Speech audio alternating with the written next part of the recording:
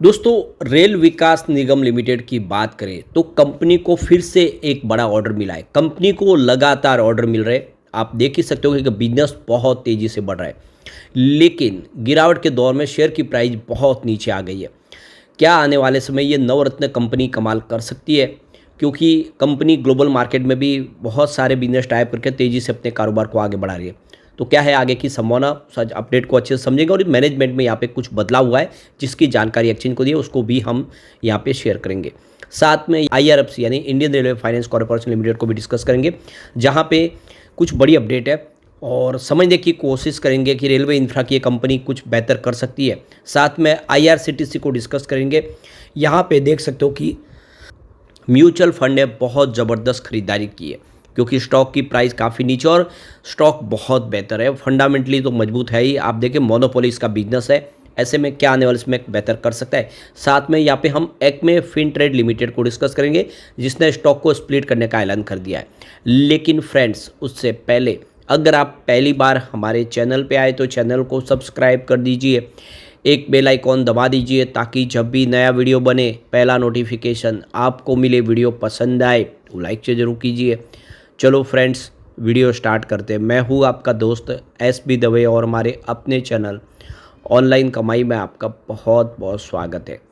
तो सबसे पहले फ्राइडे के कारोबार की बात कर ले तो 361 पर क्लोजिंग देखने को मिली, जहाँ पे 0.87% की तेज़ी थी। यानी स्टॉक में तेज़ी थी, लेकिन उतनी कोई खास नहीं थी। तो देख सकते हो कि कंपनी को काफ़ी बड़ा ऑर्डर मिला है। ये देख सकते हो कि NHAI से एक बड़ा वर्क ऑर्डर मिला है और इसका असर ये देखने को मिला कि 3% के आसपास की तेज़ी स्टॉक के अंदर बनी। इंट्राडे में 370 तक स्टॉक पहुंचा और देख सकते हो कि निचले लेवल से 20% की 3 सप्ताह में तेज़ी ऑलरेडी बन चुकी है। तो BSE की वेबसाइट पर उपलब्ध जानकारी के मुताबिक RVNL ने एक्सचेंज को बताया कि NHAI यानी नेशनल हाईवे अथॉरिटी से उसे 555 करोड़ रुपए के प्रोजेक्ट को लेकर LOA यानी लेटर ऑफ एक्सपेंटेंस मिला है। इस प्रोजेक्ट को अगले 730 दिनों में पूरा करना है। बता दें कि कंपनी का ऑर्डर बुक इस समय 97,000 करोड़ से अधिक है। यानी कंपनी की ऑर्डर बुक बहुत ज़बरदस्त है और लगातार बढ़ रही है। 1 लाख करोड़ के आसपास पहुंच चुकी है। इसमें 49,000 करोड़ रुपए के प्रोजेक्ट बोली लगा के उनको मिले और 47,000 करोड़ के प्रोजेक्ट है वो रेलवे से इनको मिले। ये ऑर्डर अगले 2-3 सालों में पूरे किए जाएंगे। यानी कंपनी के पास 2 से 3 साल का काम इस समय आप देख सकते हो ऑर्डर के माध्यम से है। और जब बाजार बुल रन में था तब ये मल्टीबैगर स्टॉक था, इसने बहुत ज़बरदस्त रिटर्न दिया। आप देखें 2024 में 2 जनवरी को ये 177 के आसपास था। 7 महीनों के भीतर ये 4 गुना हो गया और जुलाई में 647 का इसने लाइफ हाई बनाया। बहुत ही ज़बरदस्त दौड़ लगाई। फिर करेक्शन की शुरुआत हुई और 3 मार्च को 52% टूटकर 310 पर आ गया और वहाँ से 20% वापस रिकवर होकर 370 पे पहुँच गया है। तो काफ़ी अप डाउन दिखाई है और स्टॉक ने अब यहाँ से देख सकते हो कि बाजार की संभावनाओं को देखते हुए स्टॉक ने फिर बेहतर करना शुरू किया है। अब यहाँ पे जो बड़ी अपडेट निकल के आ रही है, यहाँ पे देख सकते हो कि मिस्टर अनुपम मलिक जो इंडिपेंडेंट डायरेक्टर थे कंपनी में, उनका कार्यकाल पूरा हो चुका है। तो बोर्ड ऑफ डायरेक्टर में से अब वो यहाँ से अपनी जो समय है वो पूरा होने की वजह से अपने इस पद पे नहीं रहेंगे। इसकी जानकारी सेबी के रूल्स के तहत एक्सचेंज को दी गई है और जिसमें कहा गया है कि उनका जो टेन्योर था 3 ईयर का वो पूरा हो चुका है और इस वजह से वो देख सकते हो कि अब 21/3/2022 से उन्होंने अपना पदभार संभाला था। 3 साल पूरे कंप्लीट हो चुके हैं मिनिस्ट्री ऑफ रेलवे के तहत। अब देख सकते हो कि वो 21/3/2025 से अपने पद पे नहीं रहेंगे, उनका कार्यकाल पूरा हो चुका है और इसकी जानकारी एक्सचेंज को दे दी गई है। अब चलते हैं हम इंडियन रेलवे फाइनेंस कॉर्पोरेशन की तरफ। 129 पर क्लोजिंग थी। 0.96% यानी लगभग 1% के आसपास की तेज़ी देखने को मिली।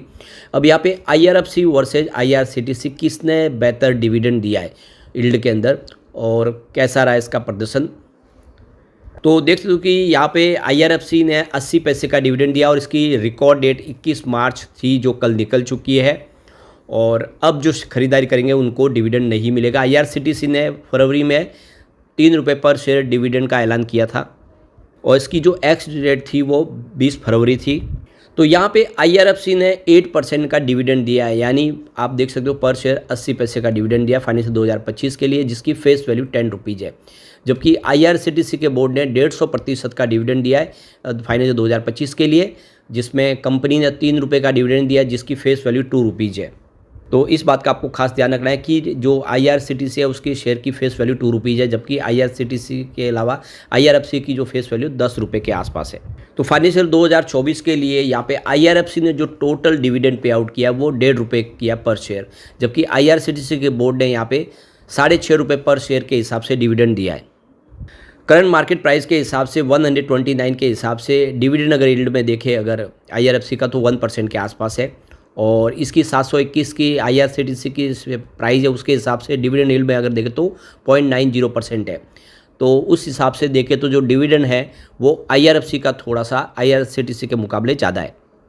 रिटर्न की बात करें तो IRFC ने पिछले 1 साल में अगर आप देखें तो यहाँ पे 4% की गिरावट देखने को मिल रही है। लास्ट 2 साल में अगर देखें तो 380% का शानदार रिटर्न दिया है और काफ़ी बेहतर प्रदर्शन करता हुआ दिखा है। पिछले 3 सालों में इसने 472% का ज़बरदस्त रिटर्न दिया है।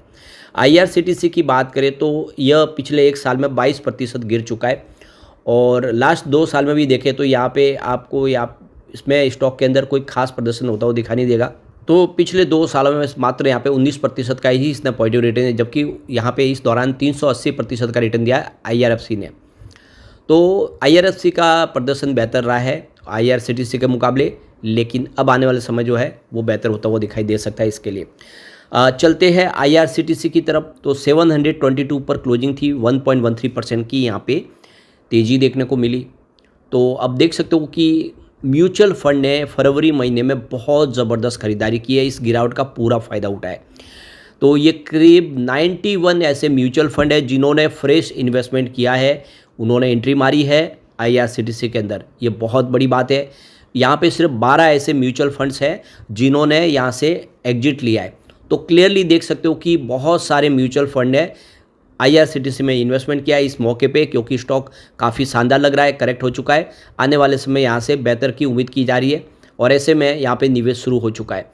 तो ये क्लियरली सिग्नल है कि आने वाले समय IRCTC जिसका मोनोपोली बिजनेस है, चाहे वो रेलवे कैटरिंग का बिजनेस हो, जितनी भी रेलवे चले उसमें कैटरिंग का बिजनेस IRCTC का है, और ऑनलाइन टिकट का जो बिजनेस है वो भी IRCTC ही करती है, और रेलवे नीर का जो बिजनेस है वो भी कंपनी का है। इसके अलावा कंपनी बहुत सारे टूर ऑर्गेनाइज करती है लगातार, जिससे कंपनी को बहुत सारा रेवेन्यू मिलता है। ऐसे में आने वाले समय IRCTC के लिए फ्यूचर ब्राइट दिखाई दे रहा है। अब हम चलते हैं एक्मे फिनट्रेड लिमिटेड की तरफ। 69.90 पर क्लोजिंग देखने को मिली, तो यहाँ पे 0.16% की तेज़ी देखने को मिली, और कंपनी यहाँ पे देख सकते हो कि अब स्टॉक को स्प्लिट करने जा रही है। जो 10 रुपीज़ की फेस वैल्यू उसको 1 रुपये में बदला जा रहा है, और इसके लिए रिकॉर्ड डेट फाइनल कर दी गई है। 18 अप्रैल 2025 इसकी रिकॉर्ड डेट है। इसका मतलब यह है कि जिसके पास 1 शेयर है वो 10 शेयर हो जाएंगे, और उसकी फेस वैल्यू भी 1 रुपीज़ की हो जाएगी, जो इस समय 10 रुपये के आसपास है। तो अभी मौका है दाव लगाने के लिए, लेकिन फ्रेंड्स कोई भी इन्वेस्टमेंट करने से पहले अपने फाइनेंशियल एडवाइजर से एडवाइस ले ले या अपना खुद का रिसर्च करें, क्योंकि मैंने वीडियो आपके एजुकेशनल पर्पज़ के लिए ही बनाया। वीडियो पसंद आए तो लाइक से जरूर कीजिए और चैनल को सब्सक्राइब कर दीजिए। Thank you friends.